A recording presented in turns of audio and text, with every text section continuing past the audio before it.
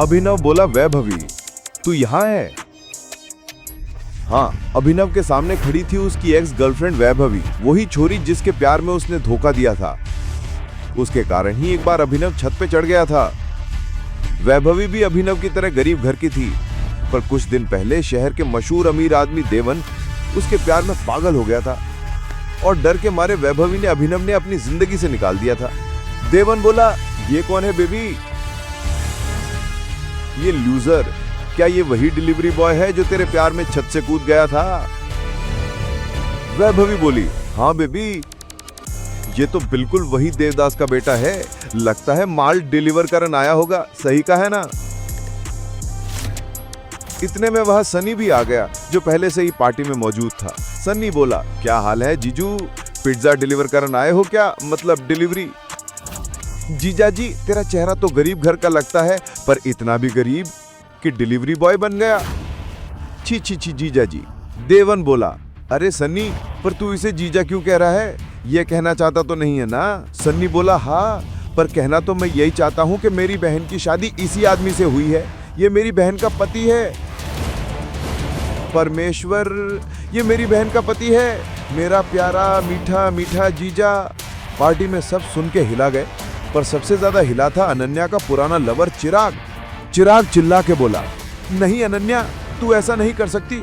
मैं इतना अमीर और हैंडसम हूं और तूने इस भिखारी से शादी कर ली। क्या हो गया तुझे जो तूने इस भिखारी से शादी कर ली? सन्नी बोला, अरे मैं बताऊं चिराग, मेरी प्यारी बहन ने इससे शादी क्यों करी थी। और फिर सन्नी ने बड़े ड्रामा के अंदाज में सबको बताना शुरू करा कि वो शादी कैसे हुई थी। उसने बताया कैसे उसने अभिनव ने अनन्या के बेड पे देखा था, कैसे दादाजी ने उसे बताया था और कैसे अनन्या उस डिलीवरी बॉय के साथ कमरे में बंद हो गई थी। ये सब सुन के लोग आपस में फुसफुसाने लगे।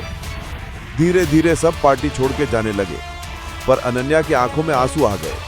बेचारी अनन्या रोती हुई भाग गई। अभिनव भी उसके पीछे जाने लगा, पर सन्नी ने उसका हाथ पकड़ लिया। सन्नी बोला, अरे जीजा जी। कहां चले जीजा जी? आप तो हमारी महफिल की शान हो, आपका होना हमारा सम्मान है। आओ आओ जीजा जी, ये खास कुर्सी आपके लिए बनवाई है। ये कहकर सन्नी ने अभिनव के आगे एक सुंदर पर खतरनाक दिख रही कुर्सी रखी और उसे बैठने का इशारा किया। देवन बोला, अरे सन्नी, पागल हो गया क्या? ये नहीं बैठ सकता इस कुर्सी पे। तुझे पता भी है ये किसकी कुर्सी है?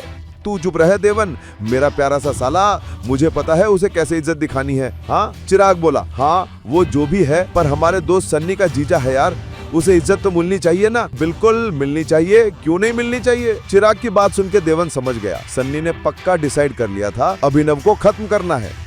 अब ये डिलीवरी बॉय अपनी असली औकात जानेगा।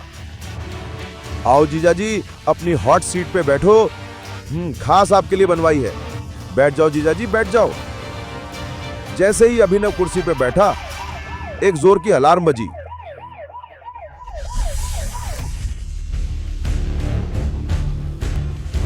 अभिनव चिल्ला के बोला, ये क्या हो रहा है भाई? तूने क्या कर दिया?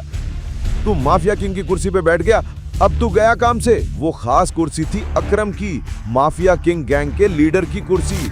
उस कुर्सी पे किसी और का बैठना मना था। अकरम की आवाज गूंजी, कौन है वो माँ का लाल?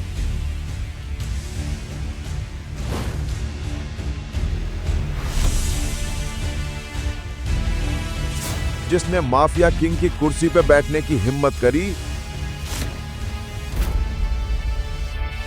सूट बूट पहने, हाथ में इंपोर्टेड सिगार लिए अकरम खुद आ गया।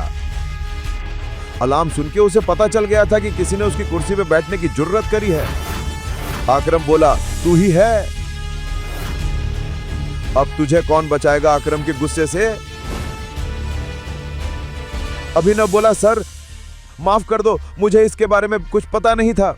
जब अभिनव माफी मांग रहा था, तब अकरम की नजर उसके हाथ की रिंग पर गई। उस रिंग पर शेर बना था। अकरम का चेहरा बदल गया, गुस्सा डर में बदल गया। जैसे ही उस रिंग को देखते ही उसे कुछ याद आ गया हो। अकरम बोला, टाइगर, टाइगर, माफ कर दे बेटा, गलती होगी तुझे पहचानने में, मुझे माफ कर दे। सन्नी बोला, अरे आक्रम अंकल, इस लूजर के आगे हाथ जोड़ रहे हो आप? ये लूजर? किसे लूजर बोला रे तू नालायक? ये कुर्सी भी इसकी है, ये बिजनेस भी इसका है। यही हमारे माफिया किंग गैंग का असली मालिक है, हमारा टाइगर। ये असली टाइगर है। Oh my God! एक खतरनाक डॉन जैसे आक्रम ने अभिनव के आगे झुक के क्यों गया? आक्रम उसे टाइगर क्यों कह रहा था? क्या आक्रम ने अभिनव ने पहचान लिया था? और अब अभिनव एलियस टाइगर की कहानी का नया मोड़ क्या होगा? पूरी कहानी सुनने खातर डाउनलोड करो पॉकेट FM ऐप इब्बे। लिंक नीचे डिस्क्रिप्शन में है।